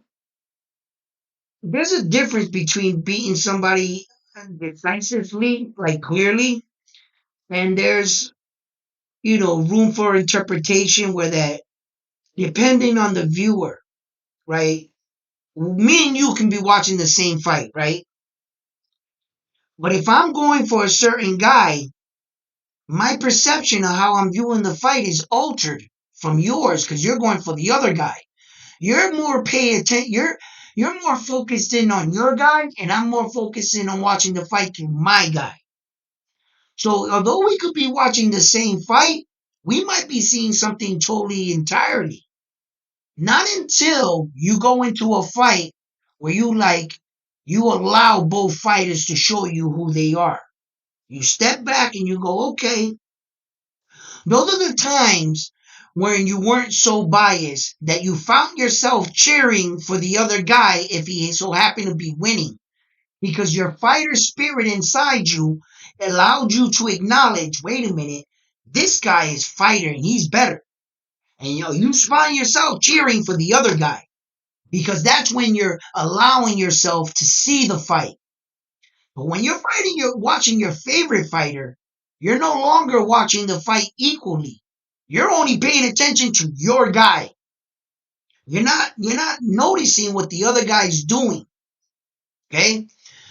So that's why from an eye test, when you went into that fight, you were saying, I think Fulton's gonna win this fight. While you're watching it, you're watching him win a close fight. Because everything you're paying attention to him. So through your spectrum, he won the fight. And I could see that. I'm like, okay, I can see that. But I watched it through an unbiased set of eyes, and Stephen Kubo Fulton still won that fight. For me, he still won the fight. But now, what I'm bringing to you is, if that was such a fight where that me and you are talking, that even another person is saying it's possible that he won the fight, then that means that was a competitive fight. Are we in agreement? Was the Stephen Kubo Fulton fight competitive versus the Japanese superstar? Was it competitive? I'll wait. If you're being honest with you, it was a one-sided event. The only person that had a hammer that night in the ring was the Japanese superstar. That's it. Stephen Kubo Fulton at times looked timid, scared, and didn't know what he needed to do. It looked like he was revving himself up in the moment to get courage in order to fight.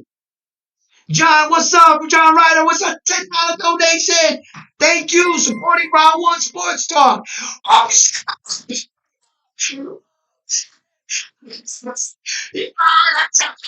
yo, it's mad big on my forehead and shit, but it fucking worked.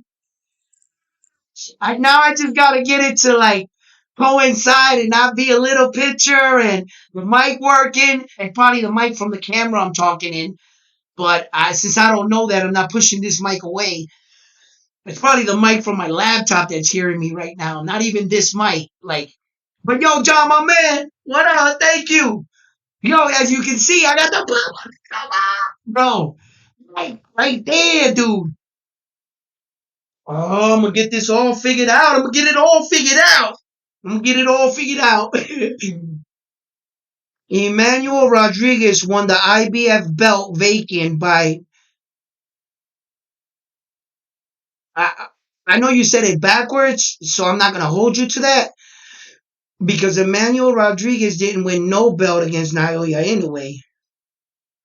Emmanuel Rodriguez won the won. I see the word won. The IBF belt vacant by Naoya. Oh, oh, the vacant belt that he vacated. My bad, my bad. So yeah. See, you got me messed up, bro. I already know that. That's one of the guys that lost to him that later became a champion. Rodriguez. Yeah. Maloney, Rodriguez, Donaire, and I'm forgetting the last guy. Who was one more guy that he beat that later became a world champion. And that's important. When you're talking about stats, that means that your quality of opponents had enough skill that, it took you, the greatest fighter in the world, to beat them. But had it not been for you, I went on to become a world champion. That speaks volume against the level of quality of opponents you have. Meaning some of them were champions when you came into the fight. Some of them weren't champions, but some of them, 4 of them became champion afterward. Not one guy out of the 7 men Terrence Crawford beat that were all undefeated fighters, not one of them ever became a world champion. Not one of them. All his undefeated fighters that they're talking about, he beat 7 undefeated fighters. Yeah, all fighters start their career undefeated. Every fighter. That doesn't mean he's a beast, right? Not one of them became world champion. That's what I mean. That the Japanese superstars opponents, he had quality opponents. You just didn't know their names. They just weren't household names. That's all. That's what's going on there. That's all that is. But it didn't mean that those guys weren't good. Because I'm gonna tell you right now, Emmanuel Rodriguez is a dog. And he's a good fighter, a Puerto Rican fighter. He's a dog. And look, yes, it was the IBF. Thank you for letting me know which one it was, which is the red belt right here, the IBF. And look, he was a champion before he fought the Japanese superstar. He lost his belt to him, and he became a champion after. That speaks volume, you know. So, like, yeah, man. Let's read up on some of these other points right here. 20,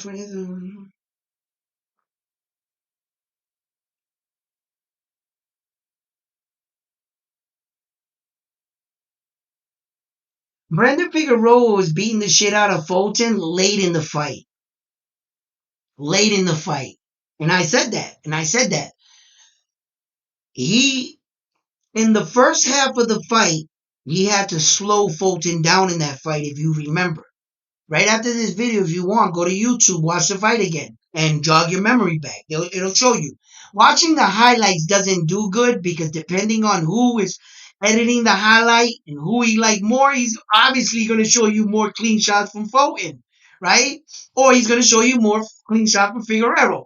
So you would actually have to take your time and watch the full fight because that's the best way you're going to get it, right? Okay. So I remember the fight that Figueroa was connecting good in the earlier rounds. He had a couple good shots, but Steven Kubo Fulton's legs were under him still. When he decided to lock heads, just stand there with him and go at it, there were a couple of rounds I remember that it looked like Figueroa was gassing out. Then it looked like right around the seventh, eighth round, he got a second win. And Figueroa came alive, bro. He had Fulton up against the rope. He was punching him all up on top of the head. It must have looked like he had 8 arms because he was just beating the crap out of Fulton.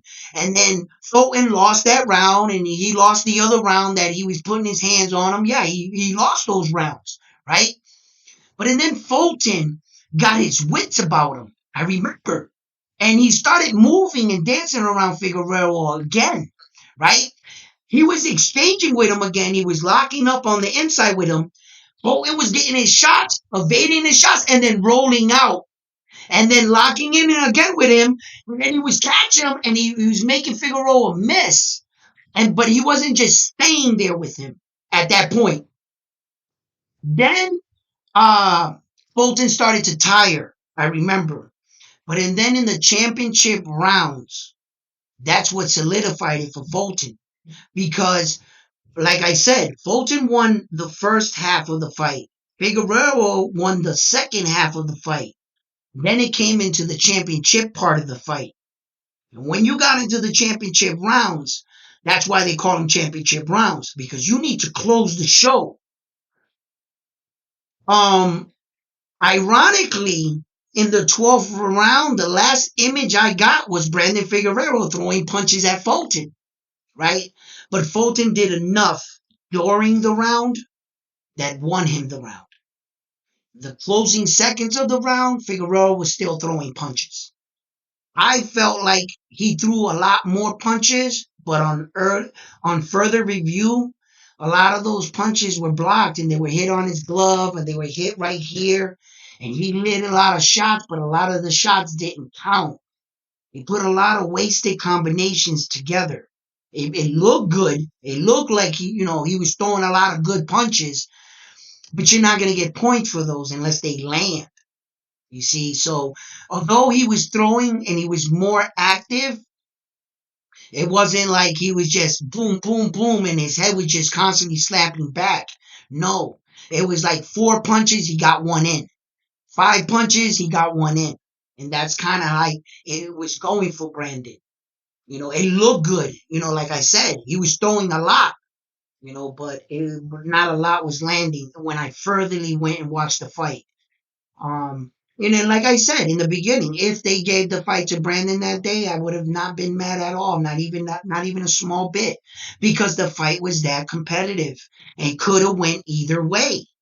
It could have went either way. You want to talk about a robbery? Okay, when Chris Colbert fought against Valenzuela the first time, Valenzuela dropped Chris Colbert in that fight. I felt like that was a robbery. Yo, Chris Colbert, when they announced his name, even he was shocked. Chris Colbert was like, he just went with it. He just went with it. You're supposed to. You're not supposed to be like, yo, I felt like I lost. Fuck that. Yeah. So I get it, right?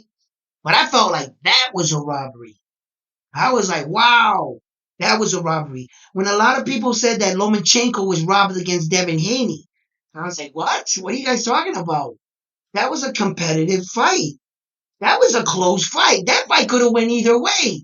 When you're talking about a fight and you're talking about how competitive it was and how close it was, and then the next word out of your mouth, it was a robbery, you're not making sense.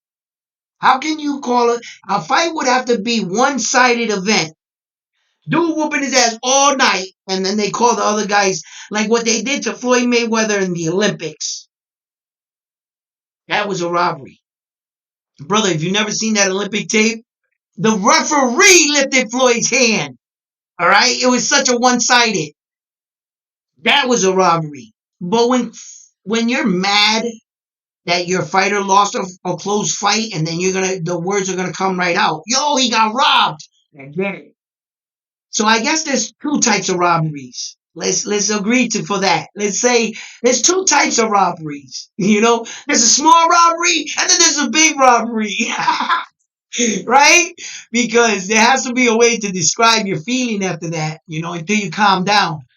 Because there's been a couple of times I'm like, yo, he got robbed. I looked at it and I was like, well, technically he didn't get robbed. It was a close fight, and this is what happened. So yeah, Corber was a yeah, he was. Yeah, he was. And I'm glad he kind of got taught a lesson. You want to know something about that fight? Chris Colbert was acting like a little biat, right? And when the fight was scheduled for the second fight, I don't know if any of you guys saw it. Maybe some of you guys saw it. On the post-fight interview, Little B tells him, "Bro, I'll put $50,000. You don't knock me out." Right? And the Mexican kid, he's cordial. He's keeping it classy. He's like, yo, slow down. He took down his Facebook, whatever. And then he got up and he's like, look, I'm trying to be humble, but let's not forget, I'm also a fighter. So if you want to jump out of character, we can get it popping. So he was like, you better have my $50,000 because my niggas gonna be there. And he said, mine's gonna be there too, right? The interesting thing about all that was when Chris Colbert got knocked out, Valenzuela showed real class, got in the ring and said, yo, listen, my dude. Yo, the bet's off. The bet's off. He won the bet. He said, yo, the money don't mean nothing to me. Have a good Christmas with you and your family. Chris Colbert still turned around and said, I want to shoot that back. He has no class. He couldn't recognize that this dude was showing him gratitude. Because if he wanted to, he'd be like, yo, go dig in your pocket for that 50 grand we shook on stage. And come up $50,000, bro. Right?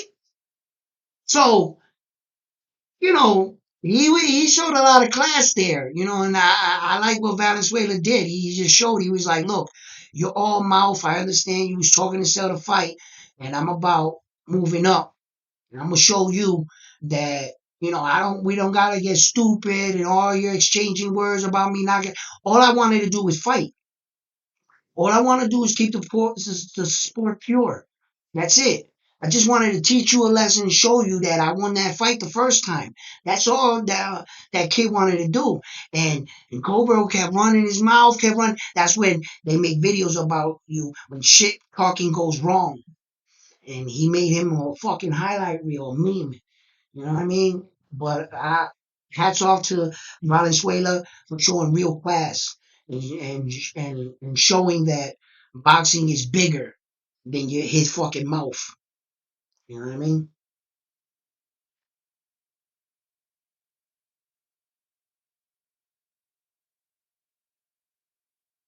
Well, what's going on? Let me follow y'all conversation here. What y'all talking about? Loma hurt Haney, the young, bigger guy, a few times. Oh, he stunned him a few times. Loma looked good against Haney, man. He made me proud. Loma made me proud because, don't take me being critical on fighters as me fucking being, like judging them or putting them down. Sometimes I'm real harsh on fighters because I expect a lot from them. And I expect a lot from fighters like Lomachenko when you have that much skill. That man can fight. Okay, coming off a year layoff, the performance against Jamie Ortiz, it wasn't looking good for Loma at one point in time. When he showed up to that fight against Devin Haney, and the way he showed up to that fight, we saw the old Loma. It was just that Devin Haney was that more elusive. Now, Devin Haney brought things to the fight. He brought height, reach. He had factors. Had he been the same height as Lomachenko, the same reach, he doesn't beat Loma. He doesn't beat Loma. You're going to need a bigger man to weight bully Loma. That's what David Haney did. But not only are you going to be a weight bully, you need to know how to fight. It's one thing to pack on the weight to be the bigger man. That doesn't always win you the fight, bro. You're going to have to know how to fight. Devin Haney can fucking fight. He can fight. He has skills, real skills for a kid that's 24 years old. You mean this kid's a baby? He's 24 years old. Loma's 35 years old. He's a grown ass man, bro. That's a grown ass man's mentality. Everybody knows it. The young dude can be all young, cocky, and arrogant, but wisdom and stuff will take that kid into a trap. We know that as older gentlemen. We're trying to talk sense into these young boys. Don't swing at me, young man. Don't do it to yourself, right? It's because we know, right? That was a 24-year-old kid in that ring with a grown ass man. Devin Haney did phenomenal, if you ask me. And for what he did and how he's doing it, bro, you know, that Loma did his job. I'm never gonna disagree that. Was the fight close? Really close. Was it competitive? Really competitive. And was the fight good? Really good.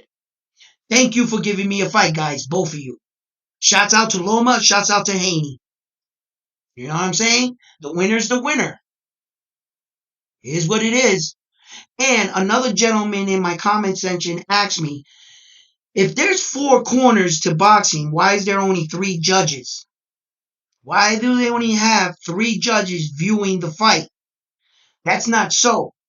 There's four judges in boxing. There's the three judges outside and the referee that's in the ring with you. The only thing, the referee doesn't really tally up a point scorecard, but the referee has power. The referee can deduct points. The referee can halt the action. The referee can determine if the punch was done by a headbutt or a punch. If the referee deems the shot a punch, they got to go with it. He's a judge. He's an official judge in the ring. That's your fourth judge. So when they go, it was an accidental headbutt. What you don't see, the cameras, they go right to the corner to where the fighters. But if you ever seen a fight live, pay attention to the referee after every round. He walks right over to the head judge. If there's any fouls, incidents, any of that, he walks over and he goes, I deemed it a punch. So that goes on the scorecard. That cut are points. If he says I deem it an accidental headbutt, you don't get no points for that cut. See? There's your fourth judge right there. I'm just explaining that way we all know it and we remember it. You know what I'm saying? And we're more familiar with it. The view is still old fashioned, three judges, four corners. And the fact that the one in the ring doesn't get to get a scorecard, you know what I mean? So, but they don't miss anything nowadays with instant replay. It's real hard to do things for judges and stuff, referees, in fact. But that's the way it's held.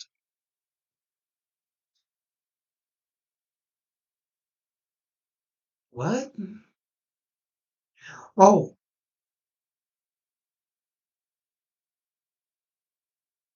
yeah. Okay. When that gentleman right there was a Japanese fighter at the featherweight division, 13 title defenses for his weight class. Okay, during his time, during his era, there weren't the amount of bantamweights in that division like there is now. To give you like what I'm talking about, if you go to boxing records right now and you look up the bantamweight division, it's going to tell you that there's 421 registered fighters in bantamweight division. During that guy's time, registered worldwide, it was like 125 bantamweights.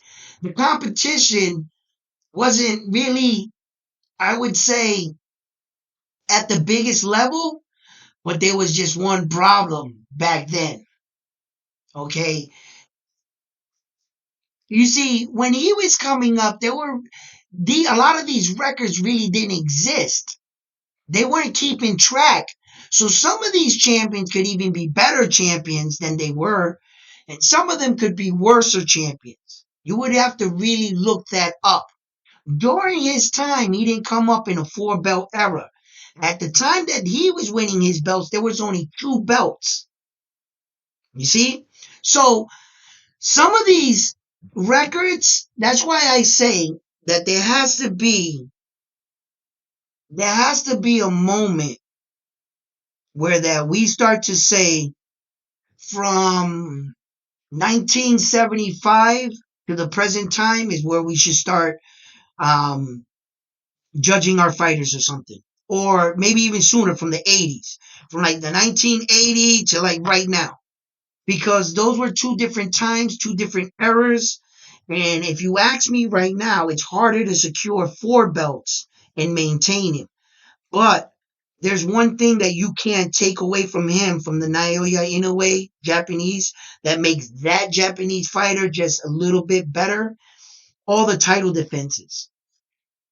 It's one thing to win a title, world title, but it's also another thing to defend your world title. The Japanese superstar defended his 115-pound championship 7 times in a row before moving up to the 118 to fight Jamie McDonald.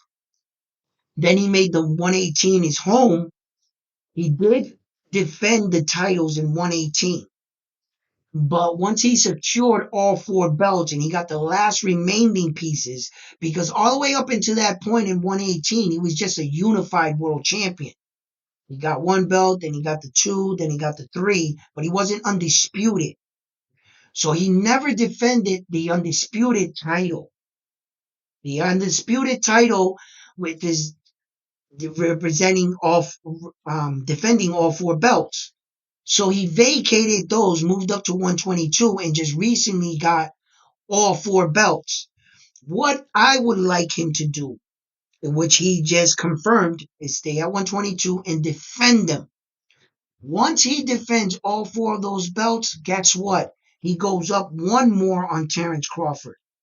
Because Terrence Crawford unified all four belts in two major separate weight divisions, but he never defended any of them. Any of them. Naoya Inoue defends those four belts. He surpasses him there too. Yep, and that'll be just before he starts making his way into the other divisions, 126, 130. So, guys, listen, I've talked a lot. I shared a lot of good shit on this one, and damn it, I kind of want to put all this on this video with this quality. Right? It really doesn't deserve all this, but you know what I'm saying? Thank you, John. Thank you, John. Dutch, what's up? Yo, you what you do thinks about referee?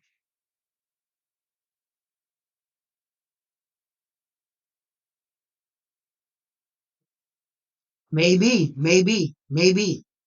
Who knows? But listen, guys, I love you guys. Thank you for tuning in. Thank you for supporting me while I'm going through this difficulty with my streaming and the picture and everything. And I'm getting everything to coincide. But as you can see, I got the chat thing to pop up. But I'll work on it and I'll get it. I'll improve it more. I'm learning day by day. But thank you for all your support. Thank you for still viewing the stream. Now you want what's happy? What? Naoya wasn't happy with his performance. That's why he's staying at 122. He's never happy with none of his performances. Go show me with one tape where that he was happy with his performance. He knocked out Jason Maloney in Madison Square Garden, and he said, "Overall, I'm happy with the knockout, but I'm not happy with my performance." That's a man that's always pushing himself. Love you guys. On to the next one. I gotta let my girl talk to my girl before she goes to work. So please, if you like the video, give the video a like. And like always, I'm on to the next one. Peace.